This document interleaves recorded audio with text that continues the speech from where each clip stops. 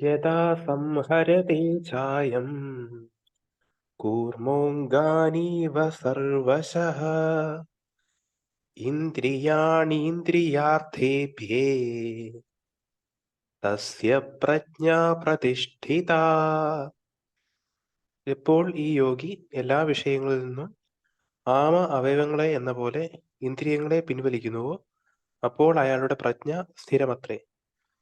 അപകടകാരികളായ വിഷയങ്ങളിൽ നിന്ന് ഇന്ദ്രിയങ്ങളെ അതിസമർത്ഥമായി പിൻവലിക്കാൻ സ്ഥിതപ്രജ്ഞന് കഴിയുമെന്ന് ഒന്നാന്തരം ഒരു ഉപമയിലൂടെ വ്യക്തമാക്കുന്നു. ആപത്സൂചന കിട്ടുമ്പോഴേക്കും തന്റെ അവയവങ്ങളെ മുഴുവൻ ഉള്ളിലേക്ക് വലിച്ച് സുരക്ഷിതത്വം ഉറപ്പുവരുത്താൻ ആമയ്ക്ക് കഴിയുന്നതുപോലെ വിഷയങ്ങളുമായി അല്പമെങ്കിലും ബന്ധമുണ്ടാകുന്ന ലക്ഷണം കണ്ടാൽ ഉടനെ തന്നെ ഇന്ദ്രിയങ്ങളെ തന്നിലേക്ക് വലിക്കാൻ ബ്രഹ്മനിഷ്ഠന് കഴിയും. ചൈതന്യയുക്തമായ മനസ്സ് ഇന്ദ്രിയങ്ങൾ വഴി അവയുടെ വിഷയങ്ങളുടെ ആകൃതി സ്വയം കൈക്കൊള്ളുമ്പോഴാണ് നമുക്ക് വിഷയജ്ഞാനം ഉണ്ടാകുന്നത്. 5 ഛിദ്രങ്ങളുള്ള ഒരു കുടത്തിനുള്ളിൽ ജ്വലിക്കുന്ന ദീപത്തിന്റെ പ്രഭാനാളം ഛിദ്രങ്ങളിലൂടെ വെളിയിൽ കടന്ന് അവയ്ക്കെതിരെയുള്ള വസ്തുക്കളെ പ്രകാശിപ്പിക്കുന്നതുപോലെ അന്തരാത്മാവ് ശരീരത്തിലെ ഇന്ദ്രിയദ്വാരങ്ങളിലൂടെ വിഷയങ്ങളെ പ്രകാശിപ്പിക്കുന്നു. അങ്ങനെ നാം കണ്ണിലൂടെ രൂപത്തെയും, ചെവിയിലൂടെ ശബ്ദത്തെയും, മൂക്കിലൂടെ ഗന്ധത്തെയും, നാക്കിലൂടെ രസത്തെയും, ത്വക്കിലൂടെ സ്പർശത്തെയും അറിയുന്നു. ബാഹ്യലോകം വിഷയങ്ങളുടെ രൂപത്തിൽ ഇന്ദ്രിയ കവാടങ്ങളിലൂടെ കടന്നുവന്ന് മനസ്സിൽ കോളിളക്കം സൃഷ്ടിക്കുന്നതുകൊണ്ടാണ് മനുഷ്യന് അസ്വസ്ഥത അനുഭവപ്പെടുന്നത്. ലോകൈക സുന്ദരി തന്നെ മുന്നിൽ വന്ന് നിന്നാലും കുരുടന് ചാഞ്ചല്യമില്ല. കാരണം കണ്ണില്ലാത്തവന്റെ ഉള്ളിൽ രൂപത്തിന് കടന്നു ചെല്ലാനാവില്ല. ഞാൻ ബധിരനാണെങ്കിൽ എന്നെപ്പറ്റി മറ്റുള്ളവർ കുറ്റം പറയുന്നത് എന്നെ വിഷമിപ്പിക്കില്ല. കാണാത്ത, കേൾക്കാത്ത, സ്പർശിക്കാത്ത, മണക്കാത്ത, രുചിക്കാത്ത വിഷയങ്ങൾ മനസ്സിനെ അലട്ടില്ല എന്നർത്ഥം. വിഷയങ്ങളിൽ നിന്ന് ഇന്ദ്രിയങ്ങളെ യഥേഷ്ടം പിൻവലിക്കാൻ കഴിവുള്ളവനത്രേ സ്ഥിതപ്രജ്ഞൻ. ഈ കഴിവിനെ യോഗശാസ്ത്രത്തിൽ പ്രത്യാഹാരമെന്ന് പറയും. യമം, നിയമം, ആസനം, പ്രാണായാമം എന്നീ സാധനകൾ വഴി യോഗികൾ ഇത് വശമാക്കുന്നു. യാതൊന്നു കാൺമതെന്ന് നാരായണ പ്രതിമ, യാതൊന്നു കേൾപ്പതതു നാരായണ ശ്രുതി എന്ന നിലയിൽ എങ്ങും ഈശ്വരലീലകൾ കണ്ടും എപ്പോഴും ഈശ്വര കഥകൾ കേട്ടും ജീവിക്കുന്ന ഭക്തന്മാർക്ക് ഈ അവസ്ഥ എളുപ്പം കൈവരും. വേദാന്തികൾ വിവേക വിചാരം വഴി വിഷയസുഖങ്ങൾ നശ്വരങ്ങളും ക്ഷണികങ്ങളും ആണെന്നും ആത്മാനന്ദമാവട്ടെ നിത്യവും നിരതിശയവുമാണെന്നും അറിഞ്ഞ് ഈ അവസ്ഥ കൈവരിക്കുന്നു. അതെ, ഇപ്പം നമ്മൾ സ്ഥിതപ്രജ്ഞന്റെ ഇതിൽ പറഞ്ഞുകൊണ്ടിരിക്കുക. അപ്പം സ്ഥിതപ്രജ്ഞ എങ്ങനെയാണ്, അർജുന്റെ ചോദ്യമല്ലയോ, സ്ഥിതപ്രജ്ഞ എങ്ങനെയാണ് പ്രതികരിക്കുന്നതെന്നുള്ളത്. അപ്പം എപ്പോൾ ഈ യോഗി എല്ലാ വിഷയങ്ങളിൽ നിന്നും അവയവങ്ങളെ എന്ന പോലെ ഇന്ദ്രിയങ്ങളെ പിൻവലിക്കുന്നു, അപ്പോൾ അയാളുടെ പ്രജ്ഞ സ്ഥിരമത്രേ. നമ്മൾ ഈ വ്യാവഹാരികതയിൽ ഇങ്ങനെ പെരുമാറിക്കൊണ്ടിരിക്കുമ്പോഴേ നമ്മളൊരു സമചിത്തനായിട്ടുള്ള ഒരാളാണെങ്കിൽ ഇപ്പൊ നമ്മുടെ ഈ വ്യാവഹാരികതയിൽ എങ്ങനെയാ നമ്മൾ പെരുമാറുന്നത്, നമ്മൾ എങ്ങനെ ഇന്ററാക്ട് ചെയ്യുന്നത്, നമ്മുടെ ഈ 5 ഇന്ദ്രിയങ്ങൾ കൂടെ, നമ്മുടെ എല്ലാ വിഷയങ്ങളും ഈ 5 ഇന്ദ്രിയങ്ങളിൽ കൂടെ പറയുന്നില്ലയോ. കണ്ണിലൂടെ രൂപത്തെയും, ചെവിയിലൂടെ ശബ്ദത്തെയും, മൂക്കിലൂടെ ഗന്ധത്തെയും, നാക്കിലൂടെ രസത്തെയും, ത്വക്കിലൂടെ സ്പർശത്തെയും. ഈ ലോകാനുഭവങ്ങൾ എന്ന് പറയുന്നത് എനിക്ക് ഈ 5 തലത്തില്, ഈ 5 തലത്തിൽ നിന്നുണ്ടാവുന്നതിന്റെ പ്രവർത്തനവും പ്രതിപ്രവർത്തനവുമാണ് എൻ്റെ അനുഭവങ്ങൾ. അപ്പം ഈ ഒരു സ്ഥിതപ്രജ്ഞ എങ്ങനെ ആയിരിക്കും? ഒരു സ്ഥിതപ്രജ്ഞ എല്ലാ വികാരങ്ങളും ഉണ്ട്. അപ്പം ഈ ഓരോ വികാരങ്ങളും ഇങ്ങനെ പോകുമ്പോഴത്തേക്ക് ഈ വികാരങ്ങൾ എങ്ങനെ ഉണ്ടായി? ഈ വികാരങ്ങൾ എന്ന് വെച്ചാൽ എന്റെ വാസനകൾ, ഈ 5 ഇന്ദ്രിയങ്ങളിൽ കൂടാണ് എന്നിലുള്ള വാസനകള്, ഉള്ളിലുള്ള വാസനകള് എങ്ങനെ ഞാൻ അനുഭവിക്കുന്നേ? എൻ്റെ ഈ 5 ഇന്ദ്രിയങ്ങളിൽ കൂടെ ഞാൻ ഓരോ വിഷയങ്ങളുമായിട്ട് ഇന്ററാക്ട് ചെയ്ത് എനിക്ക് ഇഷ്ടമുള്ളത് തിരഞ്ഞെടുക്കുകയും ഇഷ്ടമില്ലാത്തതിനെ ഞാൻ തള്ളിക്കളയുകയും ചെയ്യുന്നു. അപ്പം ഈ ഇന്ദ്രിയങ്ങളിലൂടെയാണ് അപ്പം ഒരു സമചിത്തനായ ഒരു യോഗി എങ്ങനെ ആയിരിക്കും ഇത്? കാരണം വിവേകത്തിലായിരിക്കും, വികാരത്തിലായിരിക്കത്തില്ല, ഇല്ലേ? ഇപ്പൊ ആത്മസാക്ഷാത്കാരം കിട്ടിയ ഒരാള് എന്നുവെച്ചാൽ യോഗിയാണ്, സ്ഥിതപ്രജ്ഞൻ. നമ്മൾ വ്യവഹരിക്കുന്നുണ്ട് ഇവിടെ. അവിടെ ഈ ഇന്ദ്രിയങ്ങളിൽ കൂടെ തന്നെയാണ് ഈ എല്ലാവർക്കും ഈ അനുഭവം വരുന്നത്.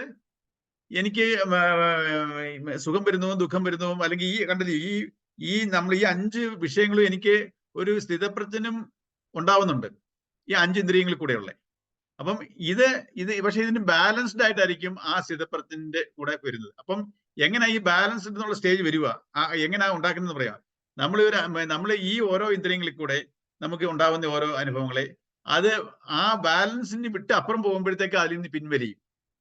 കാരണം എനിക്ക് ആ സുഖം വേണം, ആ സുഖത്തിലോട്ട് ഇങ്ങനെ ആ സുഖത്തിനെ നമ്മൾ ഞാൻ പറഞ്ഞില്ല, ഒരു മെക്കാനിസം പറഞ്ഞായിരുന്നല്ലോ, ഒരു സുഖം വരുമ്പോൾ നമ്മൾ എങ്ങനെയാണ് അതിനെ ബാലൻസ് ചെയ്യേണ്ടതെന്ന്, ഒരു ദുഃഖം വരുമ്പോൾ എങ്ങനെയാണ് ബാലൻസ് ചെയ്യേണ്ടതെന്നും, സമദുഃഖ സുഖം എന്നുള്ള ഒരു ശ്ലോകം ഉണ്ടായിരുന്നല്ലോ. നമ്മൾ ദുഃഖത്തെയും സുഖത്തിനെയും നമ്മൾ ബാലൻസ് ചെയ്യണം. സുഖം ഒരു സമയത്തായിരിക്കും വരയ്ക്കുന്നത്, ദുഃഖം വേറെ സമയത്താണ് വരുന്നത്. അപ്പൊ ഇതിനെ നമ്മൾ എങ്ങനെ ബാലൻസ് ചെയ്യും? ഈ സുഖം വരുന്ന സമയത്ത് നമ്മൾ ആർക്കാണ് ഈ സുഖം? നമ്മുടെ ഈഗോയ്ക്കാണ്, എനിക്കാണ് സുഖം, ഞാൻ എന്ന ഭാവത്തിനാ സുഖം. അപ്പൊ ആ ഞാൻ അങ്ങോട്ട് സുഖത്തിലങ്ങോട്ട് മേപ്പോട്ട് ഉയരാതെ അതിനെ താഴോട്ട് പിടിച്ചു നിർത്തുക. അതുപോലെ ദുഃഖം വരുമ്പോഴോ ഈ ഞാനാണ് ദുഃഖിയായിട്ട് ചമയുന്നത്, ദുഃഖത്തിലോട്ട് ആഴ്ന്നു പോകുന്ന ഈ ഞാൻ, അഹംഭാവം, ഞാൻ എന്ന ഭാവം. അപ്പം ഈ അഹംഭാവത്തിനെ ദുഃഖത്തിലോട്ട് പോകാതെ അങ്ങനെ ആ ഒരു ബാലൻസ് ലിസ്റ്റ്, അത് നിശ്ചല തത്വം. അതിനെ മേപ്പോട്ടും ഇല്ല താപ്പോട്ടും ഇല്ല, അത് ബാലൻസ്ഡ് സ്റ്റേജ് നിൽക്കണം. ഇതെങ്ങനെ പറ്റും എന്നുള്ളതാണ് ഈ ശ്ലോകത്തിൽ പറയുന്നത്. ഒരു ആമ എങ്ങനെയാണ് ഇങ്ങനെ കൈയും കാലും എല്ലാം അതിന്റെ ഉപയോഗങ്ങളൊക്കെ ഇങ്ങനെ വിട്ടിങ്ങനെ പൊയ്ക്കൊണ്ടിരിക്കുക, എന്തെങ്കിലും ആവത് വരുമ്പോൾ അതിങ്ങനെ ഉള്ളിലോട്ട് ഉള്ളിലോട്ട് അതിന്റെ കൈയും കാലും ഒക്കെ വലിക്കും എന്ന് പറയുന്ന പോലെ നമ്മുടെ നമ്മുടെ വിഷയങ്ങൾ എന്തുവാ? ഈ 5 വിഷയങ്ങളാ.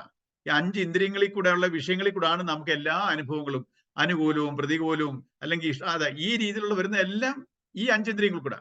അപ്പം നമ്മൾ ഓരോന്നിലും അങ്ങനെ ആഴ്ന്നു പോകാതെ അപ്പോഴപ്പോഴും അതിനെ നമ്മൾ ആ ഇന്ദ്രിയങ്ങളെ വിഡ്രോ ചെയ്യുമ്പോൾ മനസ്സിലായി.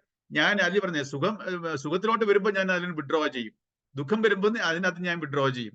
ഏതിൽ നിന്നും എനിക്ക് അപ്പം ബാലൻസ് സ്റ്റേജിലോട്ട് വരും. അപ്പൊ ഞാനിത് ഈ വികാരങ്ങളെ ഞാൻ പ്രകടിപ്പിക്കുകയും ചെയ്യും, ആ വികാരങ്ങളിൽ മുങ്ങിപ്പോകാതെ മനസ്സിനെ ബാലൻസ് ചെയ്യുകയും ചെയ്യും. ആ ഒരു മെക്കാനിസമാണ് ഇതിനകത്ത് പറയുന്നത്. അപകടകാരികളെ വിഷയങ്ങളിൽ നിന്ന് ഇന്ദ്രിയങ്ങളെ അതിസമർത്ഥമായി പിൻവലിക്കാൻ സ്ഥിതപ്രജ്ഞന് കഴിയുമെന്ന് ഒന്നാം തരം ഉപമയിലൂടെ വ്യക്തമാക്കുന്നു. ഇതൊരു നല്ലൊരു കമ്പാരിസൺ. ഒരു സ്ഥിതപ്രജ്ഞ എങ്ങനെയാണ് നമ്മൾ എങ്ങനെയാ വിവരിക്കുന്നത്, ഒരു സ്ഥിതപ്രജ്ഞ എങ്ങനെയാ വിവരിക്കുന്നത്, അതാ ഇവിടെ കൊണ്ടുവരുന്നത്. നമ്മള് ഈ ഇന്ദ്രിയങ്ങൾ അതുമായിട്ട് അങ്ങ് അറ്റാച്ച്ഡ്, ഓരോ ഇന്ദ്രിയ സുഖങ്ങൾ വരുമ്പോൾ, ഓരോ അനുഭവങ്ങൾ വരുമ്പോഴേ അതോടെ തന്നെ നമ്മൾ അതിലുമായിട്ട് പൊസസീവായിട്ട് അങ്ങ് പോവുക, അതിലോട്ട് പോവുക.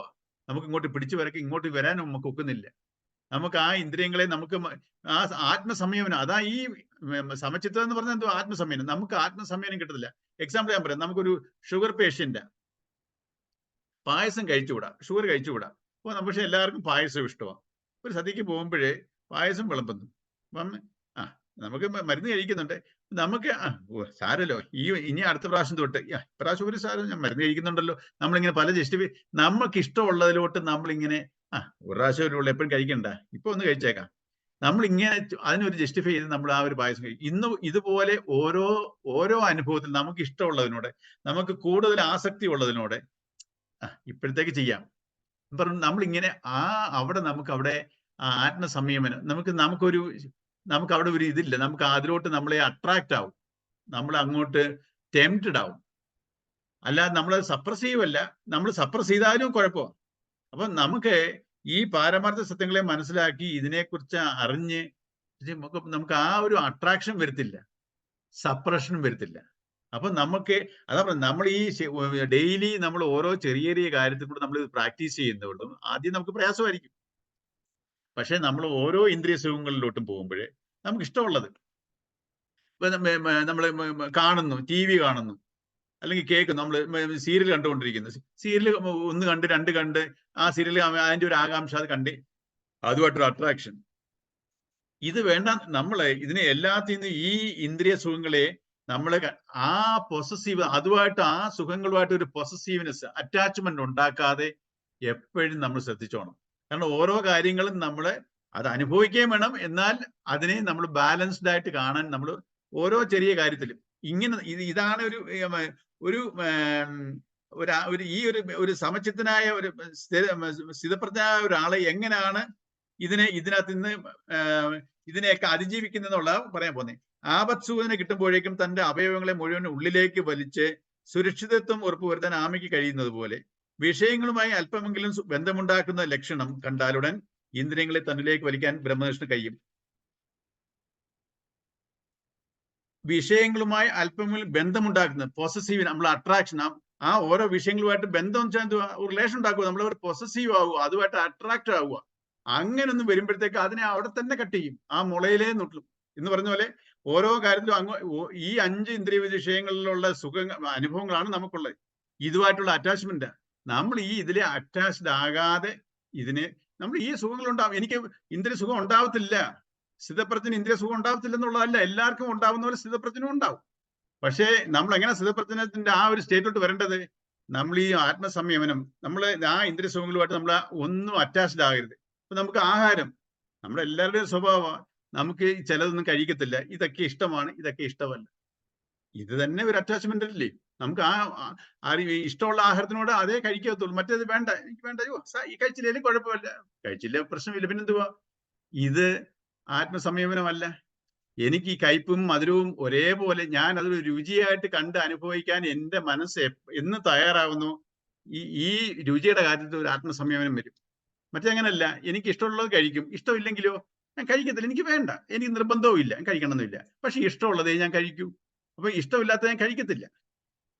അപ്പം ഈ ഇഷ്ടമുള്ളത് കഴിക്കുന്നത് പോലെ ആ ഇഷ്ടമില്ലാത്തതും അതേ മനസ്സിൽ എനിക്ക് എന്ന് കഴിക്കാൻ തുടങ്ങുന്നു. അപ്പോഴേ നമുക്കൊരു എക്സാമ്പിൾ പറയുക, എനിക്ക് ഇഷ്ടമുള്ളൊരു ആഹാരം കഴിക്കുന്ന അതേ മൈൻഡ് സെറ്റ് കൊണ്ട്, അതേ മനോഭാവത്തിൽ എനിക്കൊരു ഇഷ്ടപ്പെടാത്ത ഒരു ആഹാരം കഴിക്കാൻ എനിക്ക് എന്ന് മനസ്സ് വരുന്നു, അന്ന് നമുക്ക് മനസ്സിലാക്കാം നമുക്ക് ആത്മസംയമനം ഉണ്ടോ എന്ന്. എല്ലാ രുചികളിലും ഞാൻ രുചികളെ രുചികളായിട്ട് കാണുന്നു. ഈ രുചി എനിക്ക് ഇഷ്ടമാണ്, എനിക്ക് ഈ രുചി ഇഷ്ടമല്ല, ഞാൻ കഴിക്കത്തില്ല, കഴിച്ചില്ലെങ്കിൽ കുഴപ്പമില്ല, എനിക്ക് കംപ്ലൈന്റ് ഇല്ല. അതല്ല പ്രശ്നം. നമ്മൾ എല്ലാ രുചികളെയും ഒരേ മനോഭാവത്തിൽ എന്ന് കാണുന്നു, അതാ സമചിത്തത.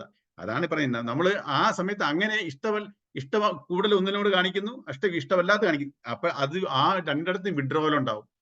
കൂടുതലുള്ളിടത്തോട്ട് വിഡ്രോവൽ ഉണ്ടാവും, മറ്റിടത്തോട്ട് വിഡ്രോവൽ അല്ല, അതിനോട് അതേ സെയിം പാറ്റേണിലുള്ള മനോഭാവം ഉണ്ടാവും. ഇതുപോലെ ചൈതന്യയുക്തമായ മനസ്സ് ഇന്ദ്രിയങ്ങൾ വഴി അവയുടെ ചില വിഷയങ്ങളുടെ ആകൃതി സ്വയം കൈക്കൊള്ളുമ്പോഴാണ് നമുക്ക് വിഷയജ്ഞാനം ഉണ്ടാവുന്നത്. 5 കിഴുത്തകളുള്ള ഛിദ്രങ്ങളുള്ള ഒരു കുടത്തിൽ ജ്വലിക്കുന്ന ദീപത്തിന്റെ പ്രഭാനാളം ഛിദ്രങ്ങളുടെ ഹോൾസിലൂടെ വെളിയിൽ കടന്ന് അവയ്ക്കെതിരെയുള്ള വസ്തുക്കളെ പ്രകാശിപ്പിക്കുന്നത് പോലെ അന്തരാത്മാവ്, നമ്മുടെ ജീവാത്മാവ്, ഉള്ളിലുള്ള ആത്മചൈതന്യം, ഈ വാസനകളിലുള്ള ജീവചൈതന്യം, ദാറ്റ് ഈസ് അന്തരാത്മാവ്, ആത്മചൈതന്യം ശരീരത്തിലെ ഇന്ദ്രിയദ്വാരങ്ങളിലൂടെ വിഷയങ്ങളെ പ്രകാശിപ്പിക്കുന്നു. അങ്ങനെ നാം കണ്ണിലൂടെ രൂപത്തെയും, ചെവിയിലൂടെ ശബ്ദത്തെയും, മൂക്കിലൂടെ ഗന്ധത്തെയും, നാക്കിലൂടെ രസത്തെയും, ത്വക്കിലൂടെ സ്പർശത്തെയും അറിയുന്നു. ബാഹ്യലോകം വിഷയങ്ങളുടെ രൂപത്തിൽ ഇന്ദ്രിയ കവാടങ്ങളിലൂടെ കടന്നു വന്ന് മനസ്സിൽ കോളടക്കം സൃഷ്ടിക്കുന്നത് കൊണ്ടാണ് മനുഷ്യന് അസ്വസ്ഥത ഉണ്ടാക്കുന്നത്. അപ്പൊ നമുക്ക് നമ്മളിലുള്ള ചിലതിനോടൊക്കെ എനിക്ക് ഇഷ്ടമുണ്ട്. അപ്പം ആ എന്നിലുള്ള ഇഷ്ടം, ഞാൻ ഈ ഇന്ദ്രിയങ്ങൾ, എന്റെ മനസ്സ് ഇന്ദ്രിയങ്ങൾ വഴി വെളിയോട്ട് പോകുമ്പോൾ എനിക്ക് ഇഷ്ടമുള്ള സാധനങ്ങളോട്ട് ഞാൻ അറ്റാച്ച്ഡ് ആവും, ഇഷ്ടമല്ലാത്തതുകൊണ്ട് ഞാൻ ഡിറ്റാച്ച്ഡും ആവും. എനിക്കത് വേണ്ട, ഇത് വേണം. അപ്പൊ ഞാൻ ഈ രീതിയിൽ ഈ പ്രപഞ്ചത്തിലുള്ള വിഷയങ്ങളുമായിട്ട് ഞാൻ ബന്ധങ്ങൾ സ്ഥാപിക്കുക. അപ്പം ഈ ബന്ധം സ്ഥാപിക്കുമ്പോഴാണ് എനിക്കിത് ഇഷ്ടമാ, പക്ഷെ എനിക്കത് കിട്ടുന്നില്ല. അപ്പൊ നേരത്തെ പറഞ്ഞില്ലയോ, രാഗം, ഭയം, ക്രോധം. അപ്പൊ എനിക്ക് ഇഷ്ടമുള്ളത് എനിക്ക് വേണം, അതെനിക്ക് കൈവിട്ടു പോകുന്നുള്ളൊരു ഭയം. ആരെങ്കിലും എന്റെ ഇഷ്ടത്തിന് എതിരായിട്ട് വന്നാലോ, ക്രോധം. ഞാൻ ഇങ്ങനെ എന്റെ ദുരിതാവസ്ഥയിലോട്ട് എന്റെ മനസ്സ് നീങ്ങും. അപ്പം വിഷയങ്ങളുടെ ബാഹ്യലോകം വിഷയങ്ങളുടെ രൂപത്തിൽ ഇന്ദ്രിയ കവാടങ്ങളുടെ കടന്നു വന്ന് മനസ്സിൽ കോളളം സൃഷ്ടിക്കുന്നത് കൊണ്ടാണ് മനുഷ്യന് അസ്വസ്ഥത അനുഭവപ്പെടുന്നത്. ലോകൈക സുന്ദരി തന്നെ മുന്നിൽ നിന്നാലും കുരുടന് ചാഞ്ചല്യമില്ല. കാരണം കണ്ണില്ലാത്തവന്റെ ഉള്ളിൽ രൂപത്തിന് കടന്നു വരാനാവില്ല. ഞാൻ ബധിരനാണെങ്കിൽ എന്നെപ്പറ്റി മറ്റൊരാൾ കുറ്റം പറയുന്നത് എന്നെ വിഷമിപ്പിക്കില്ല. കാണാത്ത, കേൾക്കാത്ത, സ്പർശിക്കാത്ത, മണക്കാത്ത, രുചിക്കാത്ത വിഷയങ്ങൾ മനസ്സിനെ അലട്ടില്ലെന്നർത്ഥം. അപ്പം നമ്മൾ ഈ അവസാനത്തെ പറഞ്ഞ സെന്റൻസ്, നമ്മളെ കുറിച്ച് ഒരാൾ കുറ്റം പറയുന്നു, അത് പറയുമ്പോൾ നമുക്ക് ദേഷ്യം വരും, അല്ലെങ്കിൽ നമുക്ക് വിഷമം വരും ഒരു കേൾക്കുന്നത്. അപ്പൊ ഇതിനെ നമ്മൾ ബാലൻസ്ഡ് ആയിട്ട് കാണാൻ ശ്രമിച്ചാൽ കാണാൻ ശ്രമിക്കണം. എന്ന് വെച്ചുകൊണ്ട് ഒരാൾ എന്നെ വഴക്ക് പറയുമ്പോൾ ഞാൻ ഇതിനെല്ലാം അടിമപ്പെട്ടു പോകണം എന്നുള്ളതില്ല അർത്ഥം.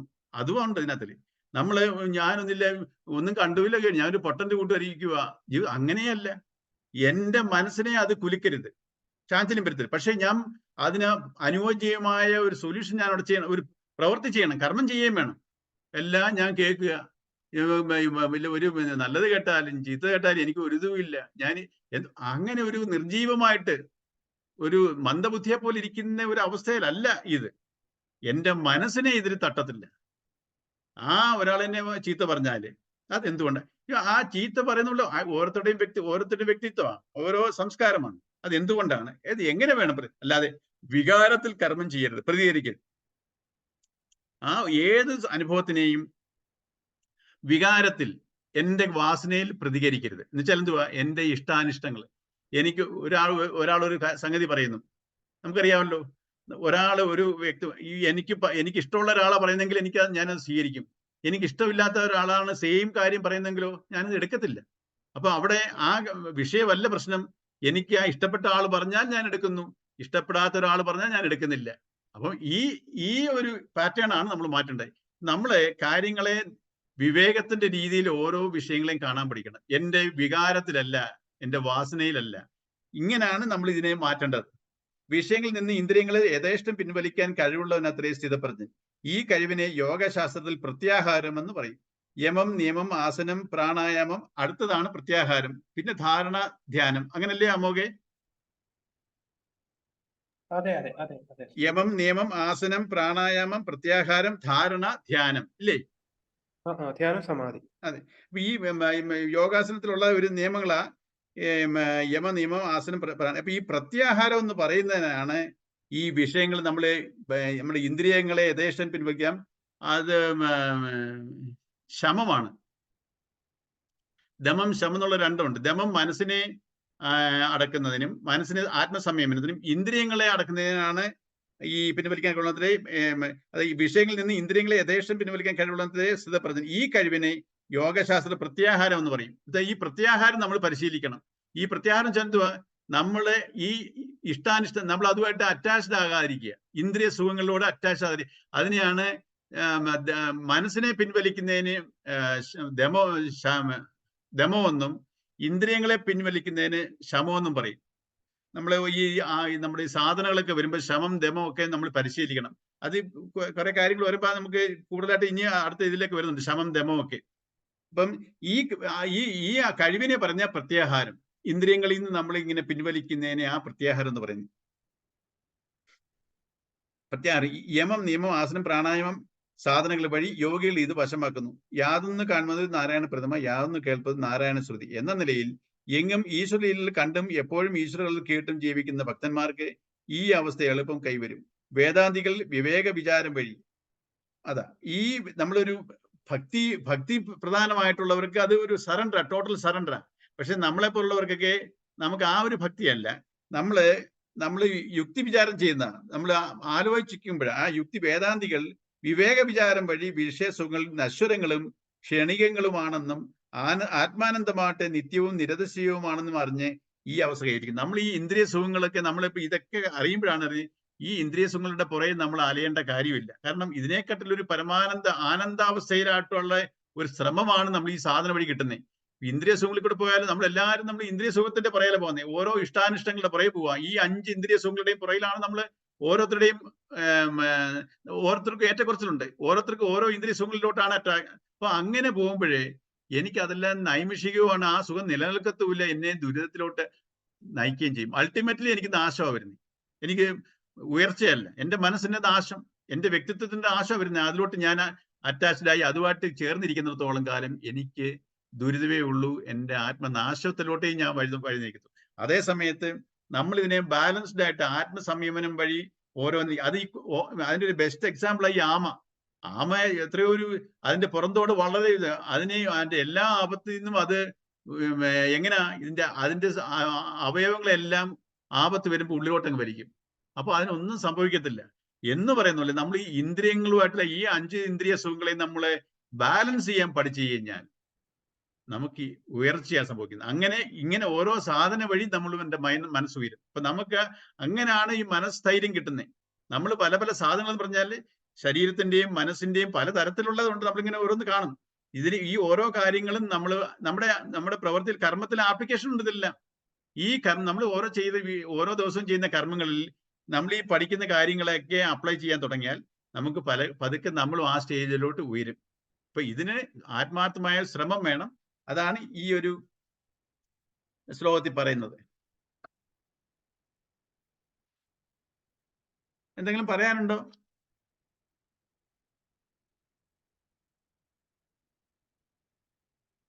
പ്രീതുവിന് എന്തെങ്കിലും പറയാനുണ്ടോ? ഇല്ല സാർ. ഓ ഇല്ല, ഒന്നുമില്ല. ശരി ശരി. നമുക്ക് ഇന്ന് ഈ ഒരു ശ്ലോകം എന്തെങ്കിലും പറയാണെങ്കിൽ പറയുന്നത് ഈ ഒരു ശ്ലോകം മതി. ഇനി ഒരു 10 മിനിറ്റേ ഉള്ളൂ. അടുത്ത ശ്ലോകം വന്നു കഴിഞ്ഞാൽ അത്രത്ത് കുറച്ച് അപ്പോഴത്തേക്ക് തീർക്കാനും പറ്റത്തില്ല. ഗീച്ചിക്ക് എന്തെങ്കിലും എന്തോ തോന്നുന്നു ഇതിനകത്ത് ഇന്ന് ഇത് കേട്ടിട്ട്? ഈ ഇന്ദ്രിയ സുഖങ്ങളൊക്കെ നമ്മള് വിചാരത്തിൽ സ്വീകരിക്കാതെ വിവേകത്തിൽ സ്വീകരിച്ച് നമ്മളെ പുറന്തള്ളേണ്ടത് തള്ളണം, അങ്ങനെയല്ലേ പറഞ്ഞേ? അതെ, നമ്മുടെ ഓരോ ഇന്ദ്രിയ സുഖത്തിന്റെയും പുറകെ നമ്മൾ അറ്റാച്ച്ഡ് ആയിട്ട് പോകരുത്. കാരണം പോവരുത്.